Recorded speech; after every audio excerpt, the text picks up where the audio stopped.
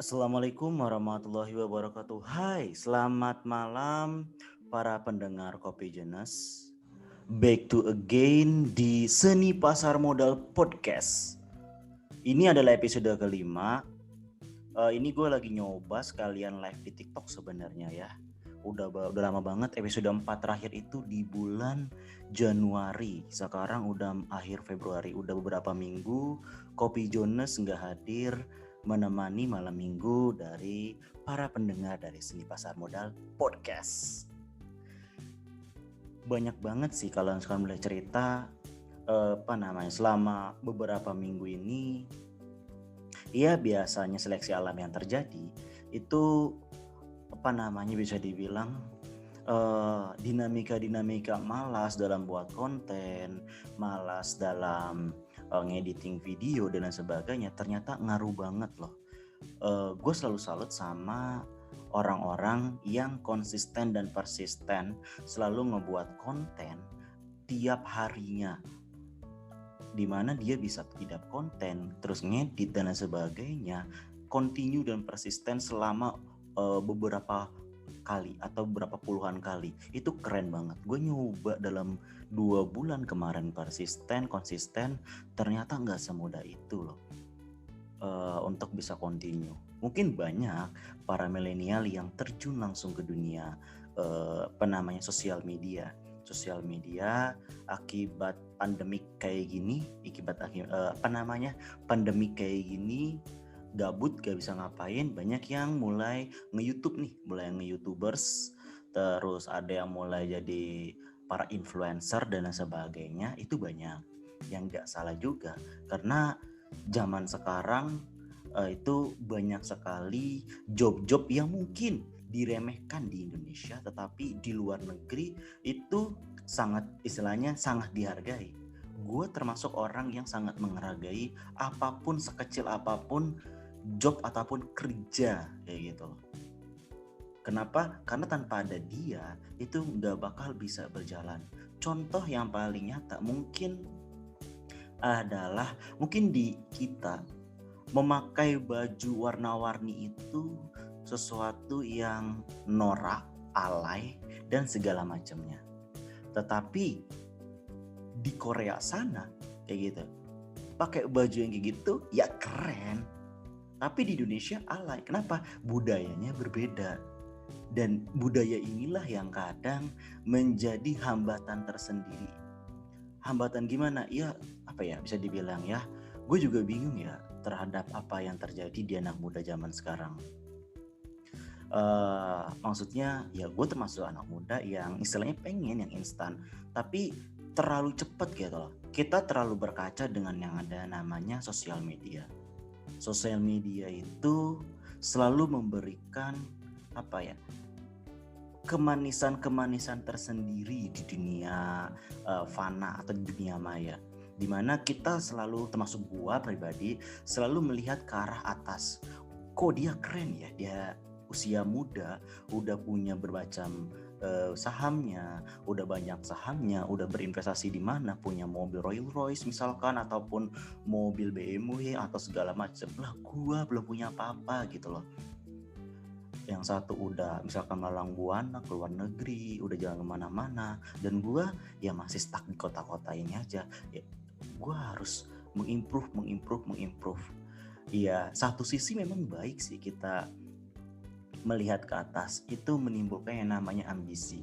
Tapi satu sisi lainnya itu memberikan dampak buruk gitu. Dampak buruknya adalah kita suka kadang lupa akan bersyukur dengan apa yang udah Tuhan kasih, apa yang udah Allah kasih terhadap kita. Mungkin salah satunya mungkin ya, ini mungkin aja ya.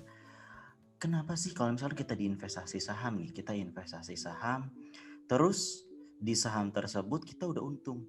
Pernah nggak sih sekali dari teman-teman pendengar dari Kopi Jonas Podcast itu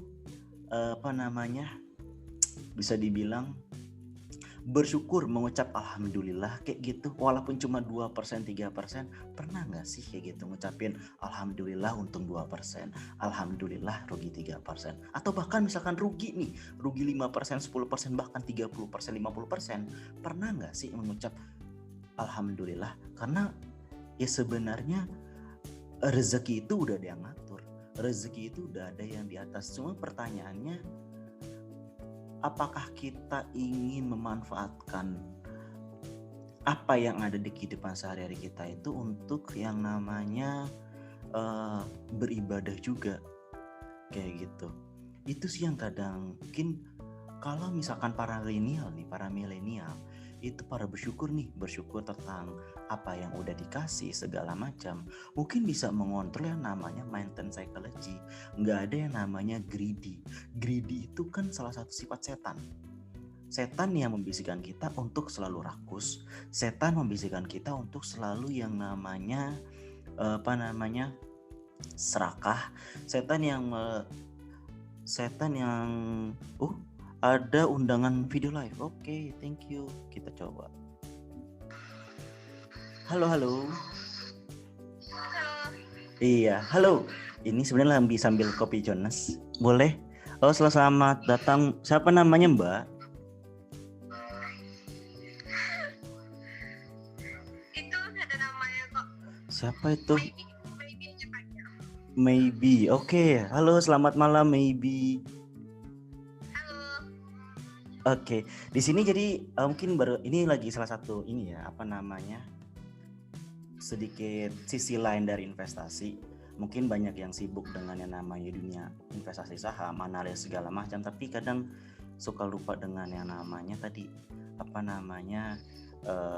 sebenarnya investasi itu dekat dengan kehidupan sehari-hari.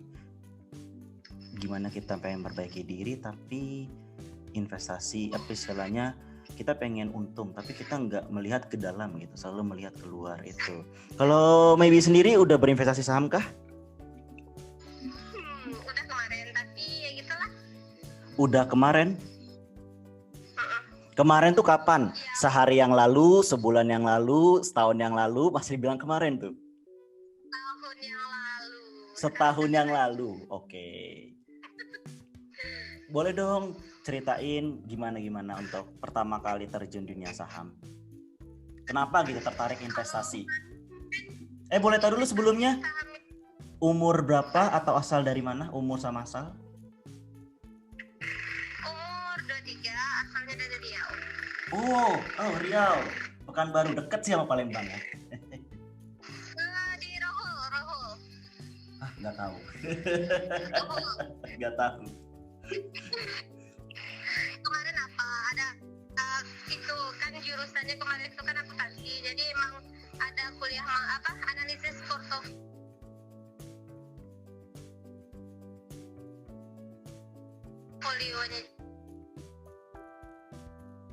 juga, jadi makanya ikut gabung di saham.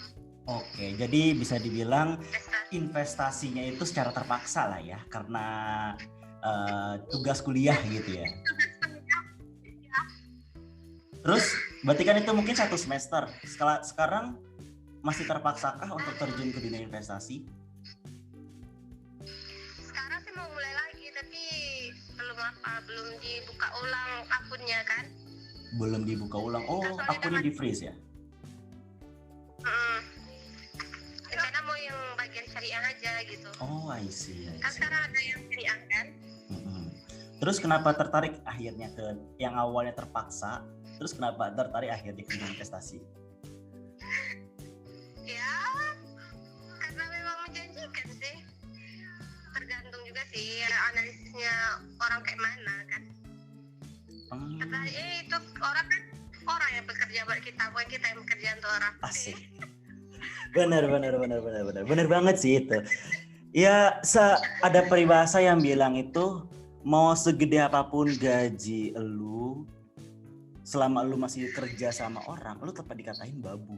Lu masih dikatain pacung. Tapi kalau sedikit apapun penghasilan yang dapat, tapi itu adalah usaha sendiri atau lu yang jadi bosnya, ya lu akan tetap dikatakan bos. Lu akan dikatakan sebagai CEO. gitu. Itu bener banget sih yang dan kayak gitu. Ya mungkin mindset yang kayak gitu udah mulai, mungkin di Jawa sana udah mulai tumbuh lagi, tapi dulu beberapa waktu lalu sempat memudar. Kenapa? Karena mungkin di anak muda zaman sekarang itu apa namanya bisa dibilang mindset anak zaman sekarang itu karena zaman orang tua kita zaman dulu itu menafsirkan bahwa untuk sukses itu lu harus kerja di BUMN, lu harus kerja sebagai PNS. Padahal gaji PNS itu ya kita tahu sendirilah berapa kayak gitu loh. Mungkin buat nyekolahin anak di kehidupan sekarang untuk yang sekolah elit dan yang berkualitas itu berat banget gitu. Iya, ya kan inflasi tahunnya naik terus. Benar-benar inflasi tiap tahunnya naik terus. Mungkin itu belum, ya makanya perlu banget sebanyak mungkin anak muda untuk mengetahui investasi gitu ya. Biar semakin ke depan itu berubah nih paradigma bahwa kita harus kuliah biar bisa kerja. Tapi kita kuliah untuk bisa menciptakan peluang kerja. Itu yang sebenarnya jarang tuh. Investasi kan salah satunya itu. Investasi kan gak hanya di saham, investasi pendidikan, investasi tenaga kita, pikiran kita. Nah itu yang kadang suka dilupakan gitu sih.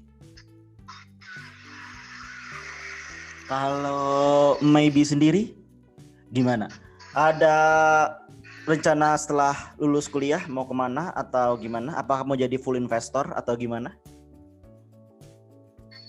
Paling investor kalau trader ampun, high risk high return. Oh gitu, jadi udah ada pengalaman rugi nih ya? Soalnya kan ya memang namanya di dunia dimanapun lah pasti gitulah, high risk high return pasti. Tadi pungkiri. Oke, paling besar berapa nih ruginya nih? Paling besar ruginya berapa nih?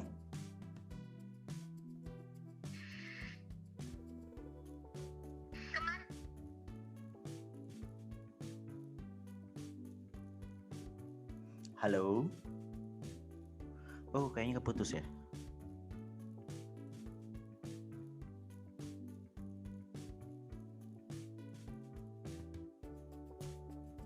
Halo?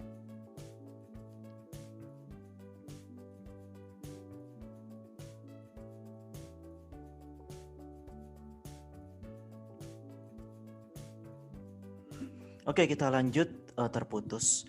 Thank you buat tadi Maybe yang udah join. Jadi benar banget sih. Jadi investasi itu penting banget dan kadang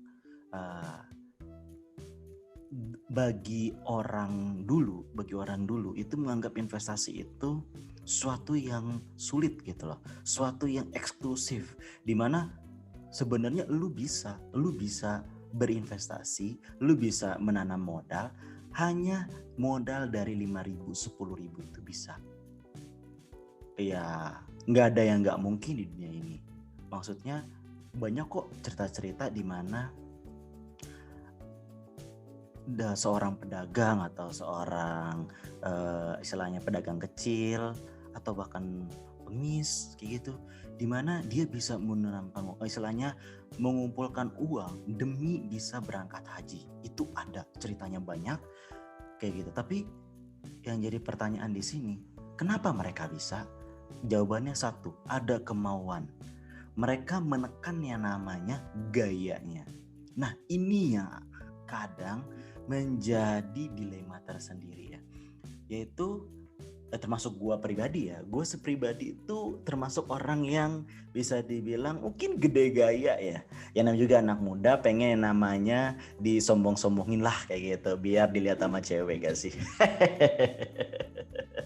Tapi ya walaupun kayak gitu, gue sadar gak sih, buat apa sih kita ngebanggain ke depan cewek? Tapi ternyata ya ujung-ujungnya itu mungkin duit kita aja yang habis. Banyak banget ya istilahnya. Coba kita nih misalkan nih, kita jalan sama cewek, taruhlah lu jalan setidaknya di dompet itu ada 200.000. Kalau di dompet lu nggak ada 200.000, nggak bakal berani ngajak jalan. Gue juga nggak berani ngajak jalan gitu lah. Karena ya enaknya jadi cewek mungkin itu kali ya. Iya, kalau misalkan cowok ngajak jalan, ya cowok yang bayarin, bukan cewek yang bayarin. Jadi cowok itu punya apa ya, bisa dibilang ya, punya beban tersendiri. Bayangin 200.000 hilang dalam waktu 1 hari. Padahal misalkan lu anak kampus, dikasih duit jajan 200.000 itu seminggu. Artinya gak mungkin lu bisa ngabisin dalam 1 hari. Itu sayang banget gitu ya, atau rugi banget gitu. Coba 200.000 itu lu putar balik. Lu gimana caranya untuk berputar itu? Itu yang mungkin lu terlalu menekankan gaya dan biar kelihatan keren, tapi ternyata lupa gitu loh. Sebenarnya bisa dibilang ya, kalau kita bisa bersusah-susah dulu atau berakit-rakit dulu, maka akan senang-senang kemudian. Dan ini yang kadang dilupain. Contoh kayak tadi, lu pacaran, lu ini bayarin cewek lu aja 200.000 buat makan. Coba 200.000 itu lu puter aja di investasi. Terserah jenis investasinya, mau di deposito, mau di obligasi, mau di reksadana, mau di ETF, exchange traded fund, mau di saham, ataupun lu mau di forex pun, ataupun mau yang apapun itu, Bitcoin ataupun cryptocurrency lainnya, it's okay gitu, selama duit lu berkembang.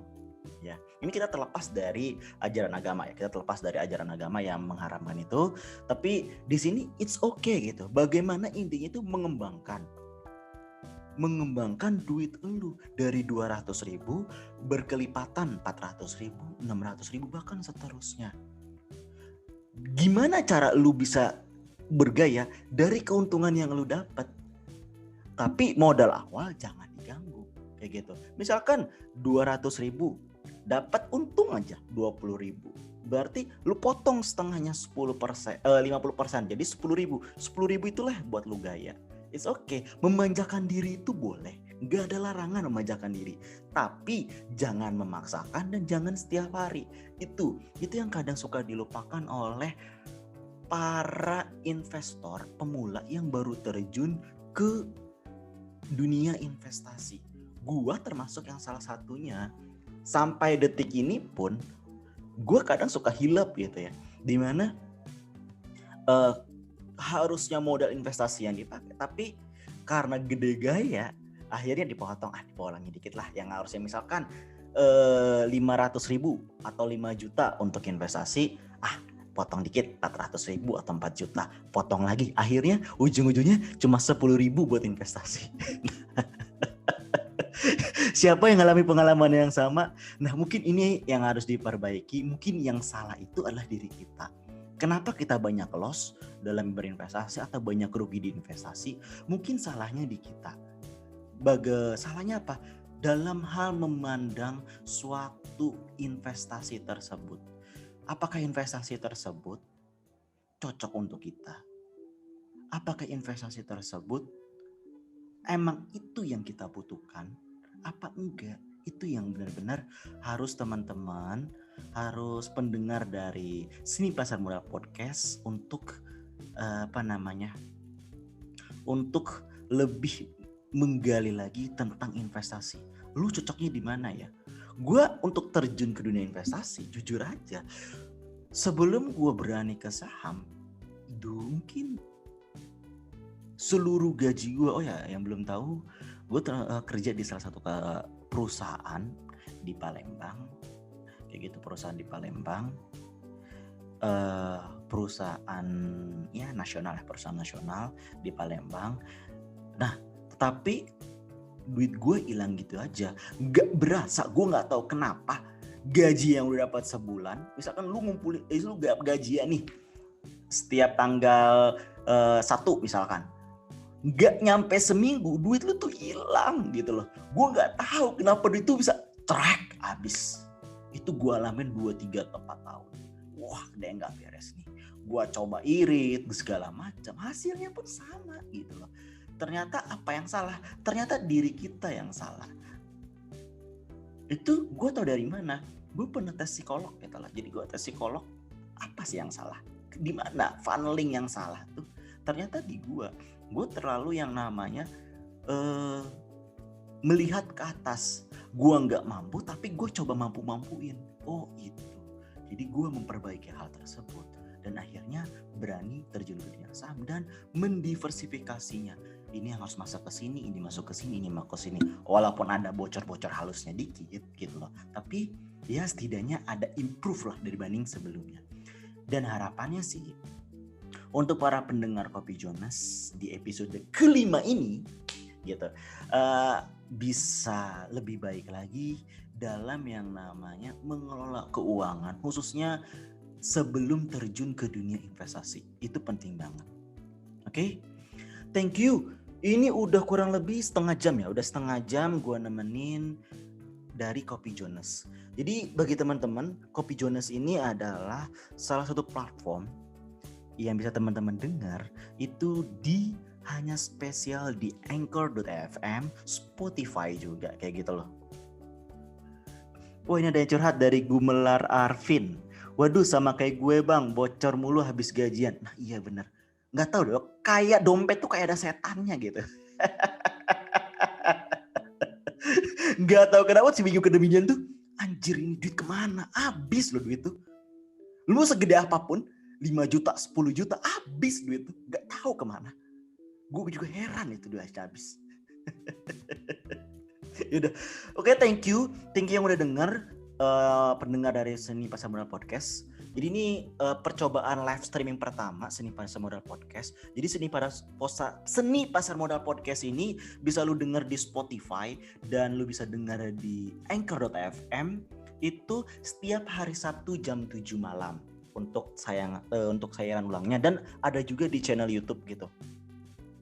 Tapi untuk yang namanya untuk live-nya gue bakal coba rutin ngebahas tentang sisi lain investasi gitu. Sisi lain investasi di Kopi Jonas ini setiap Sabtu jam 7 malam kita live streaming tentang Kopi Jonas sambil menemani malam minggu dari lulus semua yang para jomblo termasuk sudahlah. Oke.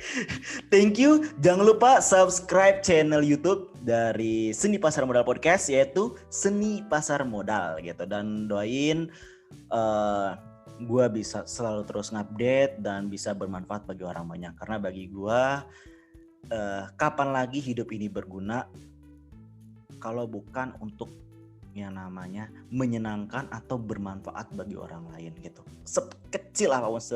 Sekecil apapun manfaat gua bagi lu semua, tapi yang setidaknya itu yang bakal menjadi kebahagiaan tersendiri bagi gua gitu ya. Oke, thank you dan see you di Seni Pasar Podcast di episode berikutnya. Bye bye, see you.